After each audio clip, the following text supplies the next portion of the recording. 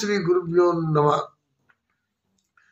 శ్రీ క్రోధినామ సంవత్సరం మార్గశిర మాసం డిసెంబర్ నెలలో ధనస్సు రాశి వారికి ఏ విధంగా ఉంది? ధనస్సుకి అధిపతి గురుడు కదండి. ధనస్సు కోటి మేనానికి అధిపతులు గురుడు. గురుబలం ఉంటుంది. గురుబలం ఉన్న రాశి ధనస్సు రాశి.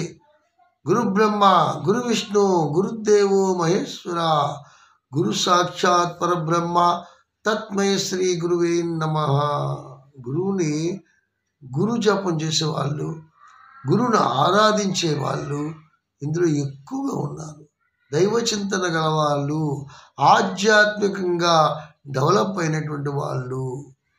అయితే ఆ మధ్యకాలంలో కొంత చాలా ఇబ్బంది పడ్డారండి.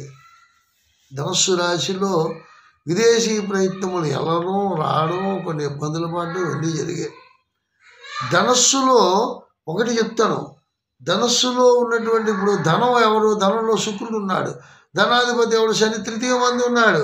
4వ ఇంట్లో రాహు ఉన్నాడు. ఇక్కడ చూసారా ఎంత ఇది అప్ అండ్ డౌన్ ఉంటుంది. సామాన్యంగా లేదు.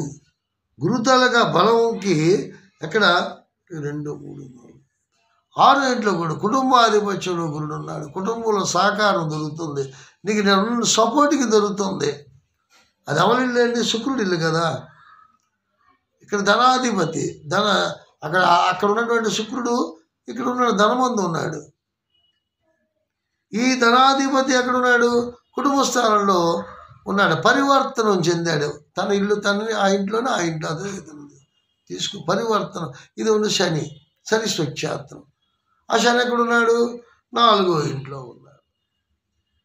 అంచేత ఎక్కడ ఎలా ఉన్నా, త్రికోణంగా ఉన్నా వీళ్ళకి దశలు బాగున్నాయి.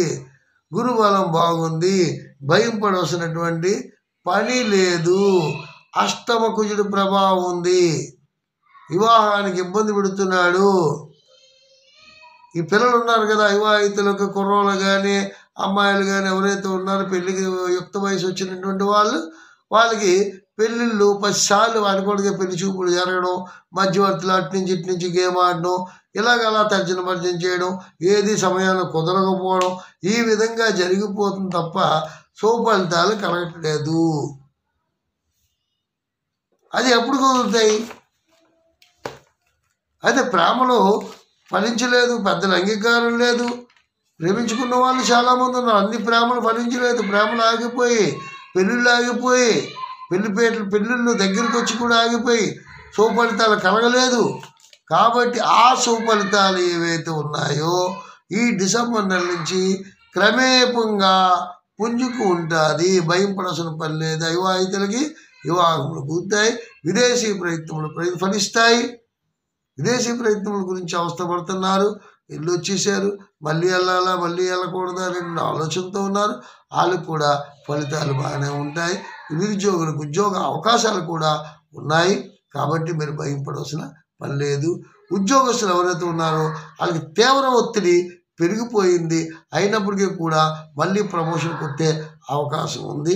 కాబట్టి వీళ్ళు ఏం చేయాలంటే, ఏం చేస్తే బాగుంటుంది అంటే గురుజపం చేయండి. మీకు అన్ని విధాలు బాగుంటాయి. అర్ధాశంసని వాళ్ళ ఇబ్బందులు లేవు. అయినప్పటికీ కూడా ఆ వెంకటేశ్వర స్వామిని ఫాస్టింగ్ చేసుకున్నట్టు, శనివారం పూట మీరు ఫాస్టింగ్ చేసుకున్నట్టుగైతే స్థిరాన్ని పొందుతారు. కాబట్టి మళ్ళీ మరో ముందుకు వస్తారు. అంతవరకు సెలవు. ఓం శాంతి.